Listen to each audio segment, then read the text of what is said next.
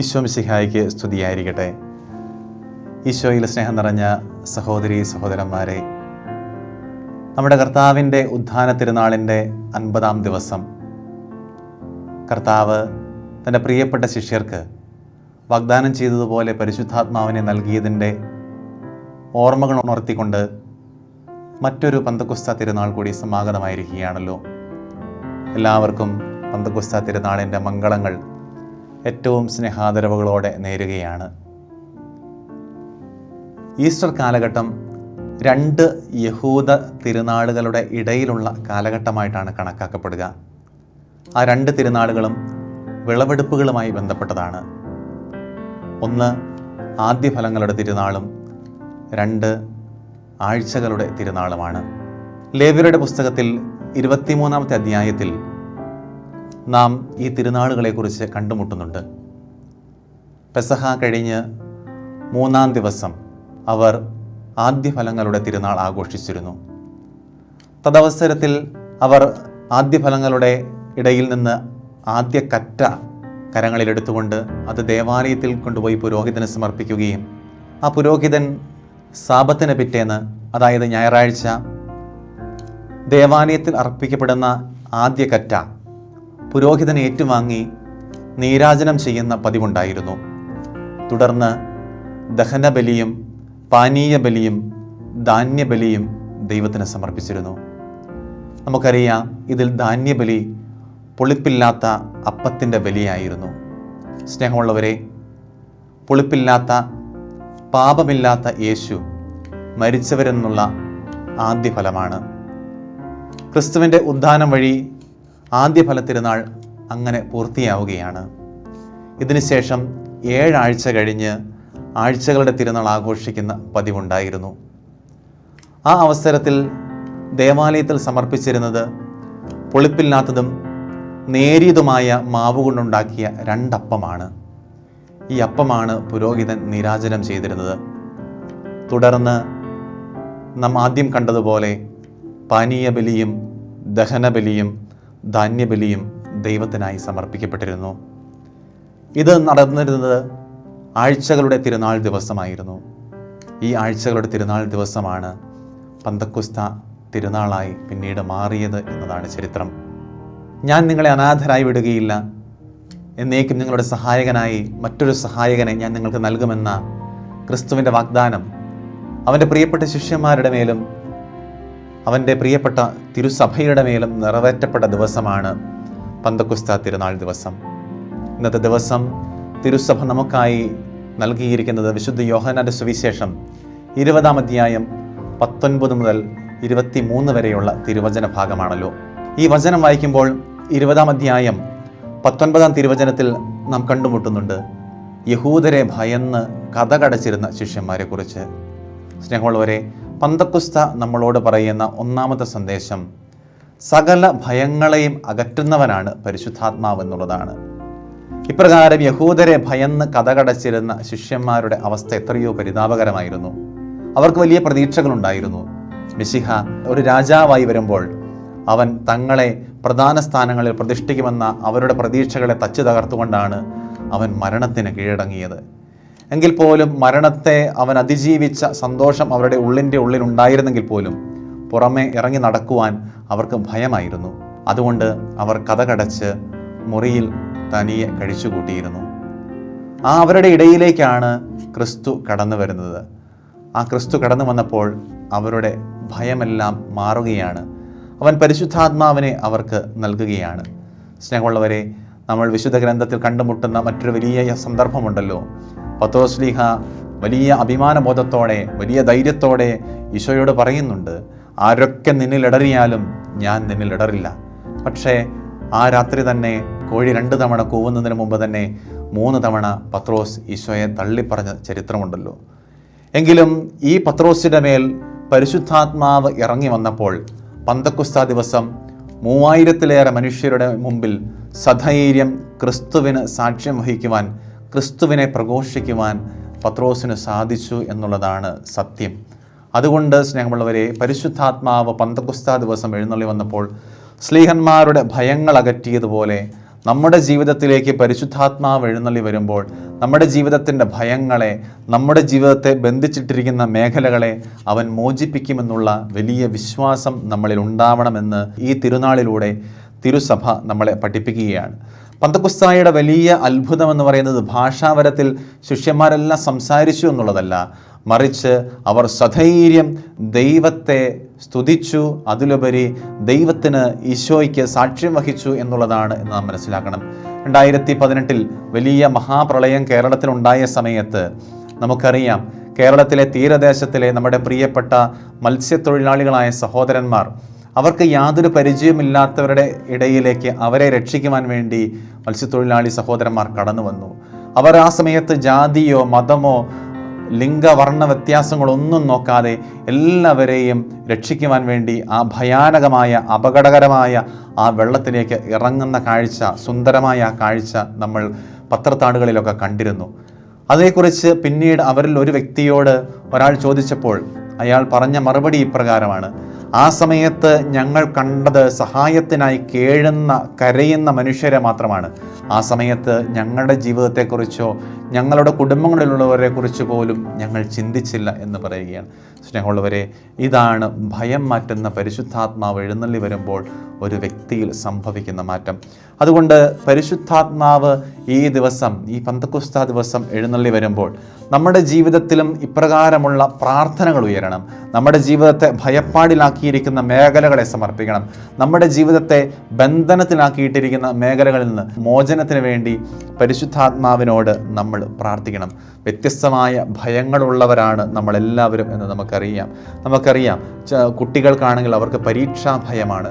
മാതാപിതാക്കൾക്ക് മക്കളുടെ ഭാവിയെക്കുറിച്ചുള്ള ഉത്കണ്ഠയും ഭയവുമുണ്ട്. പുരോഹിതനാണെങ്കിൽ ഏകാന്തതയെക്കുറിച്ചുള്ള ഭയമായിരിക്കാം. അതല്ലെങ്കിൽ യുവതീ-യുവാക്കൾക്ക് തൊഴിലില്ലായ്മയെക്കുറിച്ചുള്ള ചിന്തകളും ഉത്കണ്ഠകളും അവരെ അലട്ടുന്നുണ്ടാകാം. ചിലർക്ക് വിവാഹം നടക്കാത്തതിൻ്റെ സങ്കടങ്ങൾ ഭയമായി മാറിയിട്ടുണ്ടാകാം. വൃദ്ധർക്ക് എല്ലാവരാലും ഉപേക്ഷിക്കപ്പെടുമോ എന്നുള്ള ചിന്ത പോലും അവരെ അലട്ടുന്നുണ്ടാകാം. പക്ഷേ പന്തക്കുസ്ത തിരുനാൾ നമ്മളോട് പറയുകയാണ്, ആ അടയ്ക്കപ്പെട്ട വാതിലിലൂടെ കടന്നു വന്ന അതേ പരിശുദ്ധാത്മാവ് നിരാശയുടെയും ആകുലതയുടെയും ഏകാന്തതയുടെയും ഒക്കെ അടയ്ക്കപ്പെട്ട വാതിലുകൾ തകർത്തുകൊണ്ട് നമ്മുടെ ജീവിതത്തിലേക്ക് കടന്നു വരും. അവൻ വന്ന് നമ്മളെ സഹായിക്കും എന്നുള്ള വലിയ വിശ്വാസത്തിലേക്ക് നമ്മൾ വളരണമെന്ന് കർത്താവ് ഈ തിരുനാൾ ദിവസം നമ്മളെ ഓർമ്മിപ്പിക്കുകയാണ്. ക്രിസ്തു തൻ്റെ ശിഷ്യരോട് ആശംസിക്കുന്നത് സമാധാനമാണ്. സ്നേഹമുള്ളവരെ, അതുകൊണ്ട് ഈ തിരുനാൾ ദിവസം നമ്മൾ ഓർക്കേണ്ടത് നമ്മുടെ ആകുലതകളിലേക്കും സങ്കടങ്ങളിലേക്കും വേദനകളിലേക്കും ധൈര്യമായി സമാധാനമായി പരിശുദ്ധാത്മാവ് കടന്നു വരും എന്നുള്ള ചിന്ത നമ്മളെ നയിക്കട്ടെ. രണ്ടാമതായി, ഈ തിരുനാളിലൂടെ പരിശുദ്ധാത്മാവ് തിരുസഭയെയും നമ്മളെയും പ്രേക്ഷിത ദൗത്യത്തിലേക്കും അനുരഞ്ജനത്തിലേക്കും വിളിക്കുകയാണ് എന്ന കാര്യം നമുക്ക് ഓർക്കാം. സമാധാനാശംസയ്ക്ക് ശേഷം ക്രിസ്തു തൻ്റെ പ്രിയപ്പെട്ട ശിഷ്യന്മാരോട് പറയുകയാണ്, പിതാവ് എന്നെ അയച്ചതുപോലെ ഞാനും നിങ്ങളെ അയക്കുന്നു. സ്നേഹമുള്ളവരെ, പന്തക്കുസ്ത അനുഗ്രഹങ്ങളെ സ്വീകരിക്കുന്ന ഒരു സമയം മാത്രമല്ല, മറിച്ച് സാക്ഷികളാകാനുള്ള ഒരു വിളിയും കൂടിയാണ് എന്നുള്ള സത്യം നമ്മൾ ഓർക്കണം. പരിശുദ്ധാത്മാവ് സഭയെ വിളിക്കുന്നത് തകർന്ന കുടുംബങ്ങളിലേക്കും രോഗികളിലേക്കും ഏകാന്തത അനുഭവിക്കുന്നവരിലേക്കും മാനസിക പ്രയാസങ്ങളിലൂടെ കടന്നു പോകുന്ന യുവജനതകളിലേക്കുമൊക്കെ ഇറങ്ങിച്ചെല്ലാനാണ്. നമ്മളൊക്കെ കേരള സഭയെക്കുറിച്ച് വലിയ അഭിമാനം കൊള്ളുന്നവരാണല്ലോ. ശക്തമായ വിശ്വാസ പാരമ്പര്യമുണ്ട്, ഉയർന്ന ദൈവവിളികളുണ്ട്, വലിയ ദിവ്യകാരുണ്യ ഭക്തിയുണ്ട്, ഒരുപാട് പ്രേക്ഷിതരാൽ സമൃദ്ധമായ സഭയാണ് നമ്മുടേത്, സമൃദ്ധമായ ദൈവവിളികളുണ്ട്, കുടുംബ പ്രാർത്ഥനയുടെ ശക്തമായ പാരമ്പര്യമുണ്ട് എന്നിങ്ങനെയൊക്കെ നമ്മൾ അഭിമാനം കൊള്ളാറുണ്ട്. പക്ഷേ ഇന്ന് നമ്മുടെ കുടുംബങ്ങളിലേക്ക് നോക്കുമ്പോൾ ഒരുപക്ഷെ കുടുംബ പ്രാർത്ഥനകൾ കുറഞ്ഞു വരുന്നത് നമുക്ക് കണ്ടുമുട്ടാനായിട്ട് സാധിക്കും.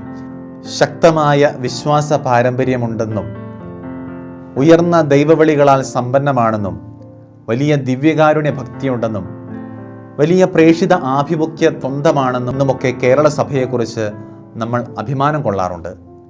പക്ഷേ ഇന്നത്തെ കാലഘട്ടത്തിൽ ചിലപ്പോഴെങ്കിലും ചില കുടുംബങ്ങളിലെങ്കിലും പ്രാർത്ഥനാ ജീവിതം കുറഞ്ഞു വരുന്നതായി നമുക്ക് കാണുവാനായി സാധിക്കും.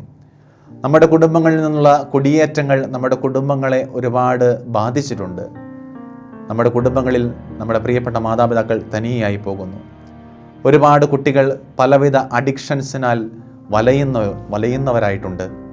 ഏകാന്തത അനുഭവിക്കുന്ന ഒരുപാട് പേരുണ്ട്.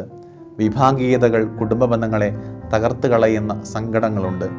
പന്തക്കൊസ്താ തിരുനാൾ നമ്മളെ ഓർമ്മിപ്പിക്കുന്നത് വിശുദ്ധമായ പാരമ്പര്യങ്ങൾ സൂക്ഷിക്കുക മാത്രമല്ല, മറിച്ച് ആത്മാവ് നിറഞ്ഞ സാക്ഷികളായി മാറണമെന്നുള്ള വലിയ സത്യമാണ് ഈ തിരുനാൾ നമ്മളെ പഠിപ്പിക്കുക. ഒരിക്കൽ മദർ തെരേസയോട് ഒരു ജേർണലിസ്റ്റ് ചോദിക്കുകയാണ്, മദർ, നിങ്ങൾ എങ്ങനെയാണ് എല്ലാ ദിവസവും ഇപ്രകാരം സഹിക്കുന്ന, വേദന അനുഭവിക്കുന്ന മനുഷ്യരെ വളരെ സന്തോഷത്തോടെ ശുശ്രൂഷിക്കുന്നത്?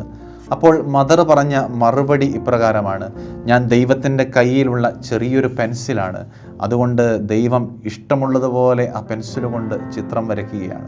സ്നേഹമുള്ളവരെ, ഇപ്രകാരം ദൈവാത്മാവിൻ്റെ പ്രചോദനങ്ങളാൽ നയിക്കപ്പെടുവാൻ നമ്മുടെ ജീവിതത്തെ നമ്മൾ വിട്ടുകൊടുക്കുമ്പോൾ തീർച്ചയായിട്ടും നമ്മളും ഈ പന്തക്കൊസ്താ ദിവസം ഈശോയുടെ സാക്ഷികളായി മാറുന്നു എന്നുള്ള സത്യം നമുക്ക് മനസ്സിലാക്കാം.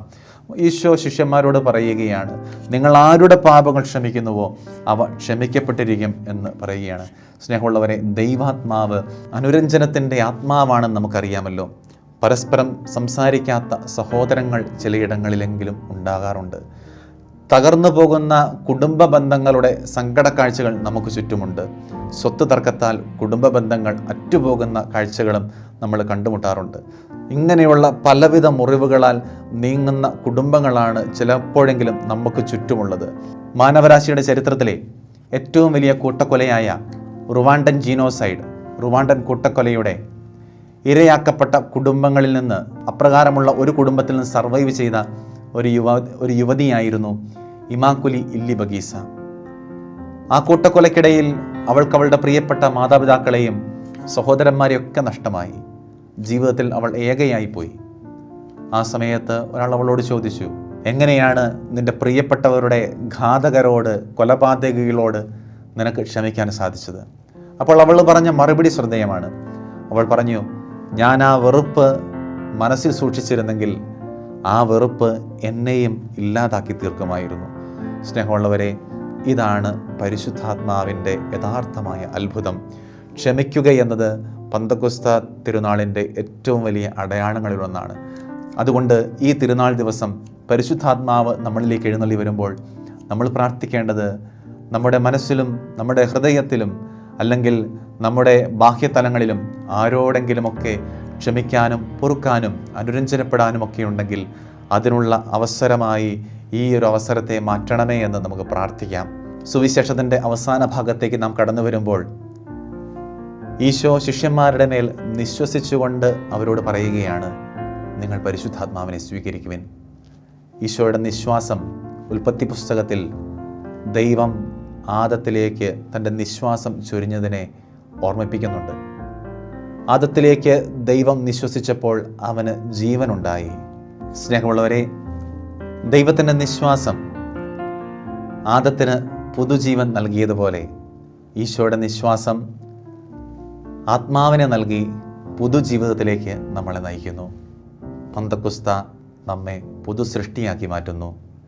അനുരഞ്ജനപ്പെട്ട പുതു സൃഷ്ടികളാക്കി നമ്മളെ പന്തക്കൊസ്താ തിരുനാൾ മാറ്റുന്നു എന്ന് നമുക്ക് മനസ്സിലാക്കാം. അതുകൊണ്ട് തന്നെ പരിശുദ്ധാത്മാവ് ഇല്ലാത്ത മതം അത് യാന്ത്രികമായി തീരും.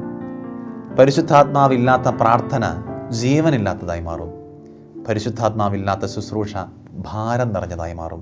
പക്ഷേ പരിശുദ്ധാത്മാവ് കടന്നു വരുമ്പോൾ പരിശുദ്ധാത്മാവ് നമ്മെ പുതു സൃഷ്ടിയാക്കി മാറ്റുന്നു. ഭയപ്പെട്ടിരിക്കുന്നവർ ധീരസാക്ഷികളായി മാറുന്നു. പാപികൾ വിശുദ്ധരായി മാറുന്നു. പരിശുദ്ധാത്മാവ് വരുമ്പോൾ മുറിവേറ്റവർ മുറിവുണക്കുന്നവരായി മാറുന്നു. മെഴുതിരി കത്തിത്തീരാൻ മടിച്ചുകൊണ്ട് പറഞ്ഞു, ഞാൻ കത്തിത്തീർന്നാൽ എൻ്റെ അസ്തിത്വം തന്നെ ഇല്ലാതാകും. പക്ഷേ കത്തിയപ്പോഴാണ് മനസ്സിലായത് അതിൻ്റെ പ്രകാശം മുറിയാകെ പരന്നുവെന്ന്. ഇതാണ് ക്രിസ്തീയ ജീവിതം. നാം നമുക്കായി ജീവിച്ചാൽ നാം വളരെയധികം പരിമിതപ്പെടുകയാണ്. അതേസമയം പരിശുദ്ധാത്മാവിനെ നാം നമ്മിൽ തന്നെ കത്താൻ അനുവദിച്ചാൽ നാം ലോകത്തിൻ്റെ പ്രകാശമായി മാറും. സ്നേഹമുള്ളവരെ, അതുകൊണ്ട് ഈ പന്തക്കൊസ്താ തിരുനാൾ ദിവസം പരിശുദ്ധാത്മാവിലാൽ നിറഞ്ഞ് എല്ലാവരോടും ഐക്യപ്പെട്ട് ഭയമൊന്നുമില്ലാതെ ക്രിസ്തുവിൻ്റെ സജീവ സാക്ഷികളായി ലോകത്തിന് പ്രകാശമായി മാറാൻ പരിശുദ്ധാത്മാവ് തന്നെ നമ്മെ അനുഗ്രഹിക്കുകയും വഴി നടത്തുകയും ചെയ്യട്ടെ. എല്ലാവർക്കും ഒരിക്കൽ കൂടി പന്തക്കുസ്ത തിരുനാളിൻ്റെ മംഗളങ്ങൾ നേർന്നുകൊണ്ട് പിതാവിൻ്റെയും പുത്രൻ്റെയും പരിശുദ്ധാത്മാവിൻ്റെയും നാമത്തിൽ ആമേൻ.